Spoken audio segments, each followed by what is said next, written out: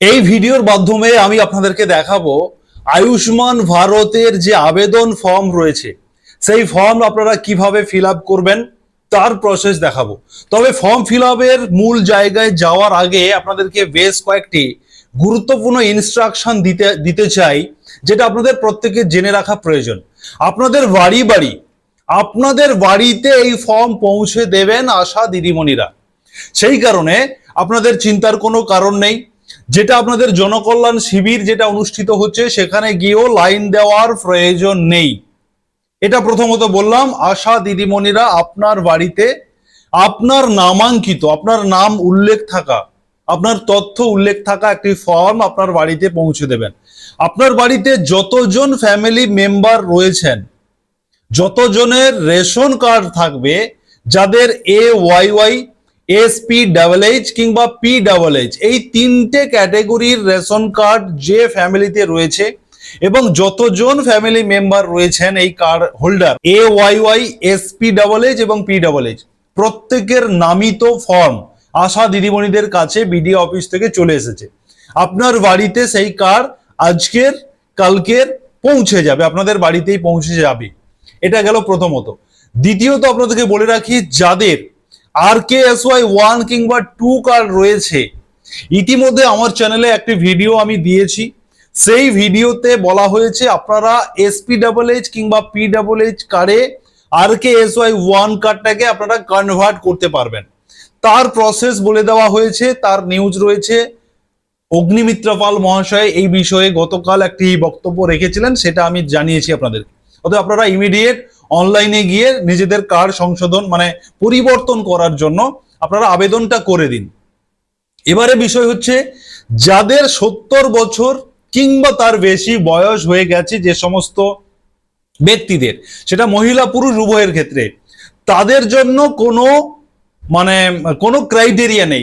তাদের কোন ধরনের রেশন কার্ড রয়েছে, তিনি কোটিপতি কিনা, এরকম কোনো ক্রাইটেরিয়া নেই। তিনার বয়স যদি 70 বছর প্লাস হয়ে থাকে বা 70 বছর হয়ে যায়, তিনি এই ফর্ম পেতে পারেন।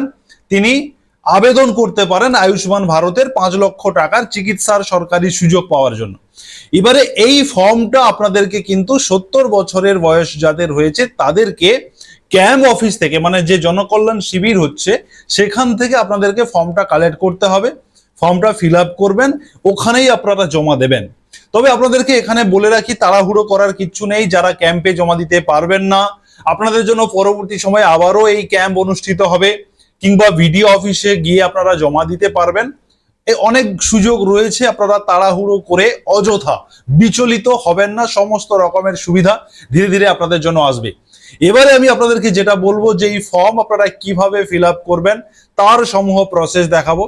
এই প্রসেসটা আপনি দেখলে, আমার ভিডিওটা দেখলে আর কোথাও কোনো ইনফরমেশন নেওয়ার প্রয়োজন হবে না। ফর্ম ফিল আপটা মনোযোগ সহকারে দেখুন, দেখে দেখে ফর্ম ফিল আপ করুন।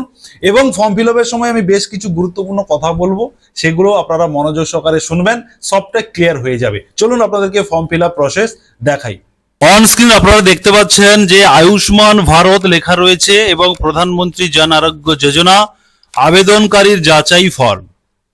এবারে এখানে রয়েছে আপনার জেলার নাম রয়েছে এবং আপনার বিধানসভা, আপনার গ্রাম পঞ্চায়েত এবং আপনার ঠিকানাটা এখানে কিন্তু থাকবে এই ফর্মটা, যেটা আপনারা আশা দিদিমণির কাছে পাবেন। এবং ডান দিকে একটি QR কোড থাকবে এবং বাম দিকে এই জায়গাটাতে থাকবে আপনার একটা অ্যাপ্লিকেশন, এই ফর্ম নাম্বার থাকবে। এবং যখন আপনি ফর্মটা ফিল আপ করবেন, এখানে আপনি যেদিন ফর্মটা জমা করবেন সেই দিনের তারিখটা এই ঘরে আপনারা লিখবেন। প্রথম দুটো ঘরে তারিখ দেবেন, ধরুন আজকের 16 তারিখ, তাহলে 1/6 লিখবেন। পরের দুটো ঘরে 06 মাসের নাম হবে, পরের 4টি ঘরে সাল 2026, এইভাবে আপনারা তারিখটা দেবেন। এবং অবশ্যই বলে রাখি, আপনারা কালো কিংবা নীল কালির পেনে ফিল আপ করবেন, চেষ্টা করবেন কাটাকুটি যাতে না হয়, পরিষ্কার পরিচ্ছন্ন ভাবে করা। এবং অবশ্যই ইংলিশে ফিল আপ করবেন। অবশ্যই আপনারা ইংরাজিতে সমস্ত কিছু লিখবেন, নাম বলুন বা যা লিখতে হবে সব ইংলিশে লিখবেন। আপনাদেরকে পরপর দেখাচ্ছি। আচ্ছা, এবারে দেখুন এখানে আধার নাম্বার, যার নামে ফর্মটা থাকবে তার আধার নাম্বার অলরেডি আগের থেকে এখানে কিন্তু প্রিন্টেড থাকবে। শুধু আপনি আপনার আধার কার্ডটা দেখে মিলিয়ে নেবেন ঠিক রয়েছে কিনা। এবারে আপনার নাম এখানে অলরেডি লেখা থাকবে এই নামের বানান টানান গুলো আপনি মিলিয়ে দেখে নেবেন ঠিক রয়েছে কিনা, এবং ডান দিকের এই জায়গাতে আপনার যে রেশন কার্ড রয়েছে আপনার নামে, সেই রেশন কার্ডের নাম্বারটাও আপনি মিলিয়ে দেখে নেবেন ঠিক রয়েছে কিনা। এগুলো আপনাকে মিলিয়ে দেখে নিতে হবে। এবারে নিচে হচ্ছে রেশন কার্ডের বিভাগ। এই যে ধরুন আপনার নাম, এখানে দেখুন আবেদনকারী রয়েছে, অতএব আপনার নাম, যার নামে এই ফর্ম, তিনার কোন ধরনের রেশন কার্ড সেটা কিন্তু দেখুন এখানে টিক দেওয়া রয়েছে। অতএব এই ব্যক্তির PEE রেশন কার্ড রয়েছে, সেটা আগের থেকে কিন্তু টিক দেওয়া। এটা আপনারা মিলিয়ে নেবেন যে এটা ঠিক রয়েছে কিনা। অনেকের ক্ষেত্রে দেখা যাচ্ছে ভুল থাকতে পারে, যদি ভুল থাকে তাহলে আপনারা টিক মেরে দেবেন। যদি আপনার ধরুন SPEE হয়ে থাকে তাহলে আপনি এখানে টিক মেরে দেবেন, এটা কেটে দেবেন। এবারে হচ্ছে আধার সংযুক্ত মোবাইল নাম্বার। আপনার আধার কার্ডে যে মোবাইল নাম্বারটা লিঙ্ক রয়েছে সেই মোবাইল নাম্বারটাও এখানে আগের থেকে প্রিন্ট থাকবে, মিলিয়ে দেখে নেবেন ঠিক রয়েছে কিনা। আপনার লিঙ্গ এখানে অলরেডি টিক দেওয়া থাকবে, আপনি মহিলা হলে মহিলাতে টিক থাকবে, পুরুষ হলে পুরুষে টিক থাকবে, এগুলো আগের থেকে থাকবে, শুধু আপনি ভেরিফিকেশন করে দেখে নেবেন। এবং এখানে আপনার জন্ম তারিখটা উল্লেখ থাকবে, এগুলো আপনারা ভেরিফিকেশন করে দেখে নেবেন সব ঠিক আছে কিনা। এবারে চলে আসি আপনার যে ঠিকানা, সেই ঠিকানা আপনার গ্রাম পঞ্চায়েত, আপনার গ্রাম পোস্ট অফিস যেটা আপনার ঠিকানা হয়, সেই ঠিকানাটা এখানে থাকবে, এটা ঠিক আছে কিনা আপনি মিলিয়ে নেবেন। পরবর্তী সময় আপনার জেলা, আপনার পৌরসভা বা ব্লকের নাম, আপনার পঞ্চায়েতের নাম বা ওয়ার্ডের নাম থাকবে, পরিবারের প্রধান যিনি, আপনার পরিবারের রেশন কার্ড অনুযায়ী যিনি প্রধান, সেই প্রধানের নামটা এখানে থাকবে, সঠিক কিনা দেখে নেবেন। এবারে আসছি আপনাকে যেটা পূরণ করতে হবে। এবারে কিন্তু পূরণ শুরু হলো। আপনি ইংরেজিতে লিখবেন মোট পরিবারের সদস্য। আপনার পরিবারের কতজনের পরিবার? ধরুন 5 জনের পরিবার, তাহলে এখানে আপনি 5 লিখবেন, মানে সংখ্যায় লিখবেন 5। এবারে হচ্ছে আপনার প্যান কার্ড যদি থেকে থাকে তাহলে এখানে প্যান কার্ডের নম্বরটা আপনি ইংলিশে লিখে দেবেন। এবারে বলা হচ্ছে যে নির্বাচনী তথ্য 18 বছরের ওপরে হলে এখানে আপনার ভোটার আইডি কার্ডের নাম্বারটা লিখবেন, এপিক নাম্বার বলা হয়েছে। যাদের 18 বছরের বেশি বয়স, যাদের ভোটার কার্ড হয়েছে, আপনারা এখানে আপনাদের ভোটার কার্ডের নাম্বার লিখবেন। যাদের ভোটার কার্ড হয়নি, ধরুন সবে সবে 18 বছর হয়েছে, ভোটার কার্ডটা হয়নি কিংবা অ্যাপ্লিকেশন করে রেখেছেন, আপনাদের এটা ফিল আপ করার দরকার নেই, ফাঁকা রাখবেন, অসুবিধা নেই। তাহলে এখানে আপনার এপিক কার্ডের নাম্বার, ভোটার কার্ডের নাম্বারটা লিখলেন। আপনার ভোটার কার্ডের যে এসি নাম্বার, এসি মানে হচ্ছে অ্যাসেম্বলি কনস্টিটিউয়েন্সি, মানে আপনার বিধানসভার যে নাম্বারটা রয়েছে সেই নাম্বারটা লিখবেন। নাম নয় কিন্তু নাম্বারের কথা বলা হচ্ছে, আপনি চাইলে নামও লিখে দিতে পারেন। ধরুন আপনার যদি সাগর হয়ে থাকে তাহলে এখানে ইংরেজিতে সাগর লিখলেন, SAGR, এবং তার নিচে বিধানসভার নাম্বার 132, বা আপনাদের যেটা হবে সেটা লিখে দেবেন। এবারে আপনার পার্ট নাম্বারটা লিখে দেবেন। এবারে আপনার ক্রমিক নাম্বার, মানে ভোটার কার্ডের যে সিরিয়াল নাম্বারটা কত সেটা লিখবেন, লাস্ট আপডেট তথ্যটা ধরে, ভোটার লিস্ট ধরে। এবারে চলে আসছি স্বাস্থ্য সাথীর বিবরণে।